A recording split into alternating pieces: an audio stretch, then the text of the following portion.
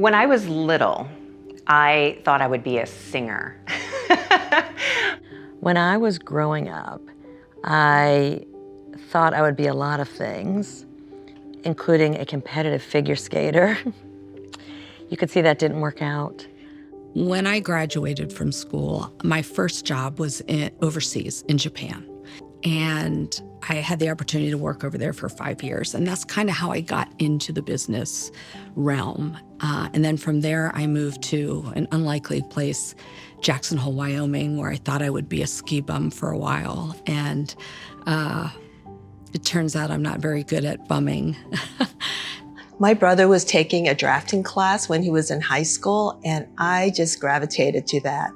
I did not want to take home ed. I did not want to take cooking and sewing. Oh God, the sewing little mini skirt I made in my junior high school.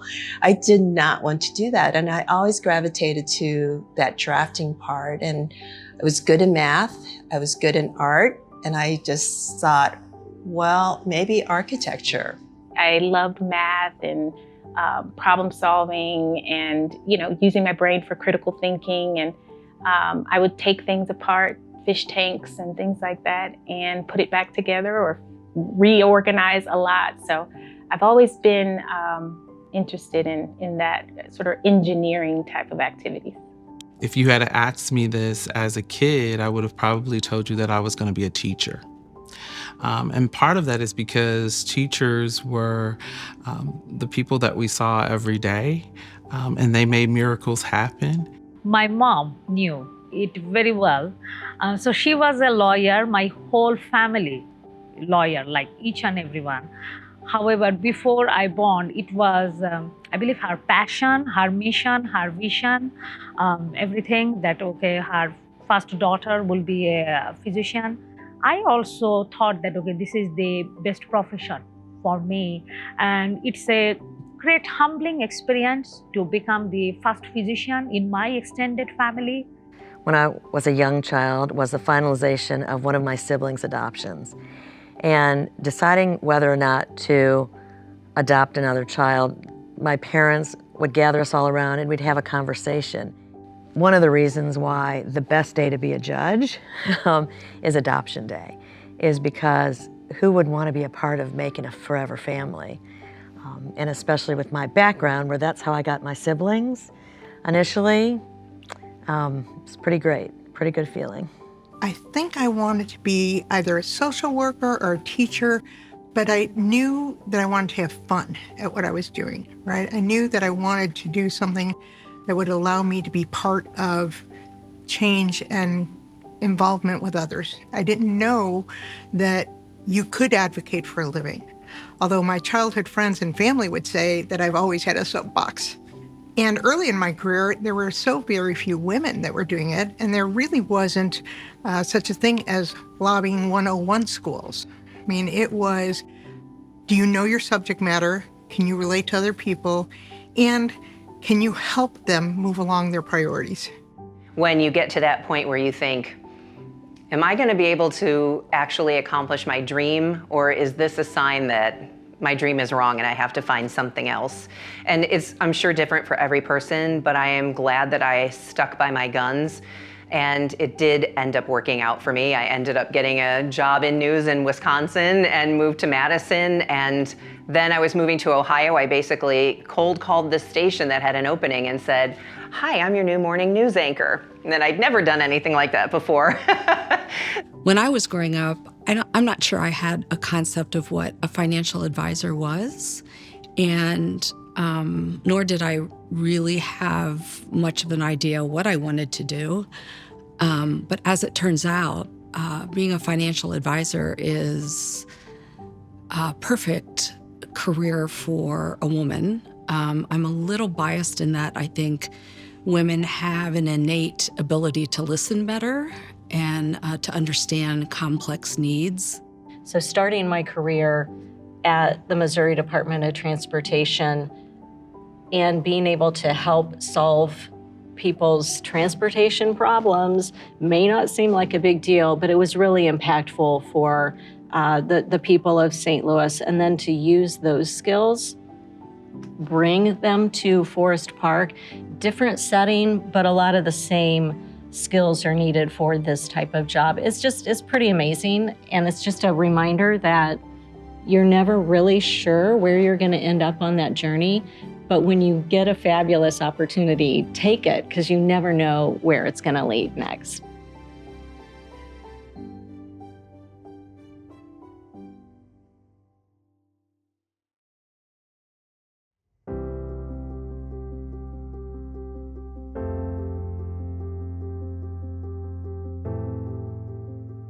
Becoming the first female president of Harris Stowe has been amazing opportunity. And it's one that I don't take lightly. I went from the storage closet to the president's office. My journey started here 14 years ago. I took a storage closet and I made it an office so that I can have a confidential space to meet with my students so that they can actually share in confidence what was happening and what was going on so that I can really assess and be able to help them. One of the things that has really helped me in my career, which might sound strange, is being nice. The best opportunities that I have had career-wise have come about because somebody recommended me for the job. Because if I have ever interviewed for anyone out there for a job, you know that I am terrible at it. I am terrible at interviewing for jobs. All of the best jobs have found me. And I've never even interviewed for them. I got a call from KMOX radio basically offering me the morning show. I didn't even know it was open.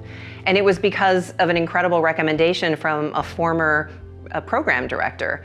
A career over 31 years, you start with one title, and eventually now my title is Managing Director of Investments, but it's really, what it is taking care of people and taking care of their needs, which are far more than financial. I think financial needs are at the center of what we do, but it's really the heart of service that we bring to our clients. My husband and I were living in London. He's an architect as well. He was sent to London to open the London practice of his company. And I had an interview where the guy questioned the fact that I was a woman with young children getting back into architecture, that I was too American in how I thought about things. And I came back home and I said, Peter, let's move back to the States and start our own company. And we were ready for it. So that's what we did. There are always obstacles as women of color, as women with accent, as women of color with accent. There are always obstacles. At the same time, I believe that, my obstacles in my career, the financial hardship, what I went through, how I had to brainstorm that, how I will build up my career, my reputation where nobody knew me in any city, in any country. That made me a better person, a more empathic person. Because, when my patients struggle to find out resources to buy between food/medication, when they struggle for a safe home, for a safe place to go after discharge, I understand. If service is beneath you, then leadership is beyond you. And I think that speaks very much to my style as a leader. What does leadership mean? It means bringing a group of people along toward a common goal, common mission. But I can't do that if I don't know those people, if I don't understand who they are at their core, I don't know their strengths. And so I'm always asking my team, how can I serve you? And in my line of work, in professional services and consulting, I'm always looking, how can I understand your challenge, but then also delight you in the process of helping you solve that challenge. Some people don't like speaking in front of a crowd. I love it. And I'm happy to go to the schools and talk to the fifth grade idea lab and answer their questions about being a judge or being a lawyer. I will tell you, that's what fills my cup, and that's what I enjoy doing. I do think, for me, the job is more than being a judge in the courthouse and hearing cases and applying the law to these complex patterns, which you hope to get right. But that's what makes me happy and gives me a lot of satisfaction, along with being a judge. Greatest job in the world, I think. But going out into the community, explaining who we are. What drives me to do this work?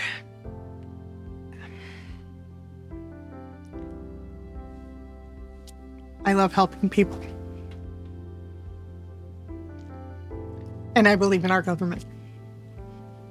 And I believe that with our government and with people voicing their needs and their desires, we can do anything. But we have to be engaged, we have to be involved. We can't sit on the sidelines anymore. So like Medicaid expansion, perfect example. Took us 10 years, we could not get it through the legislature. And yet going to the people and having healthcare employees get involved and understand that everybody should have healthcare insurance was a big deal. And we collaborated with the business community and with other not-for-profits and with fill in the blanks. It was that quilt was very, very special. Everyone's a leader. You can lead wherever you are. It's how you show up. And it's not just the things that you say, it's the things that you do. People are always watching you. They're watching you for clues. Even if you're not saying it, they can see it in how you act. That's the culture I bring to Forest Park Forever, is be a leader from where you are and really live the values of this organization that really revolve around trust, respect, teamwork. We want you to love what you're doing here, and you can't help but pass that on to the people around you.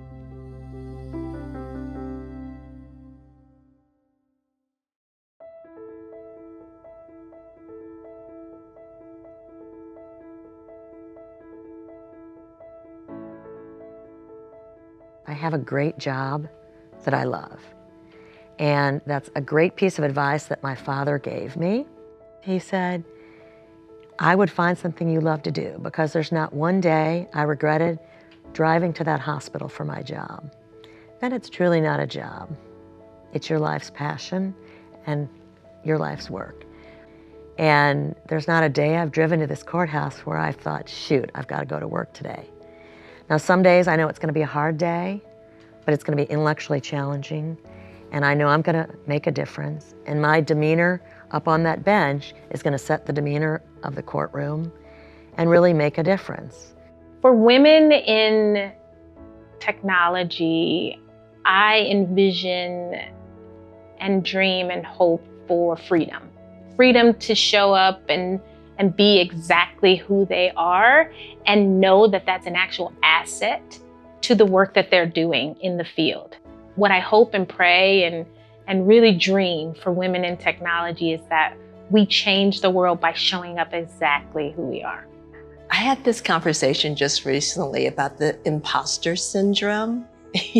Like, why should I be leading? I don't have enough experience. I'm not good enough. But after this conversation, I'm just thinking, I want to be a leader because I want to let the women behind me, the young women behind me, know that you can be a leader. You can affect change. For me, the best thing I would say for young women is to raise your hand. If somebody says, I need, raise your hand, volunteer. You may find yourself in an opportunity that you never thought possible. I never thought I'd get my MBA from WashU. That just wasn't anything I ever thought was possible.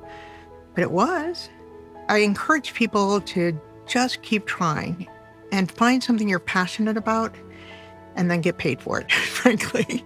I also wish that I didn't spend so much time worrying about what other people thought of me. I think one of the blessings of getting older and being established in your career is you can worry less and less about what people think, because I know that I probably missed out on opportunities because I didn't want people to think I was too forward, or I wasn't sure if they would like me, and just that silliness of just not putting yourself out there because you're worried of what people might think. Doesn't matter what is our skin color is, how much educated we are, how rich or who is our parent or who is our husband. As a woman, there is always some challenges. There is always glass ceiling. There is always a sticky floor. There will be always difficulty. I think acknowledging it is the first step to handle it. So for women who are really struggling with where am I going, or how do I get through this?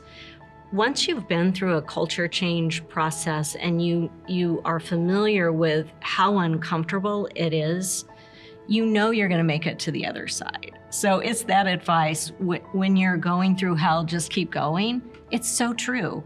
You know you're going to make your way through it together. You're going to find that aha moment where it's clear and you know exactly where you're supposed to go. But understand, everyone goes through that process differently. You may have the clear direction, but others don't quite yet. Give them the grace and the time to find that path and find that aha moment for themselves. Well, the one thing I would say, don't be afraid to start over. I was at the top of my career as a social worker and public health practitioner. I was an independent contractor for 7 years when I came to Harris Stowe. And I literally started over.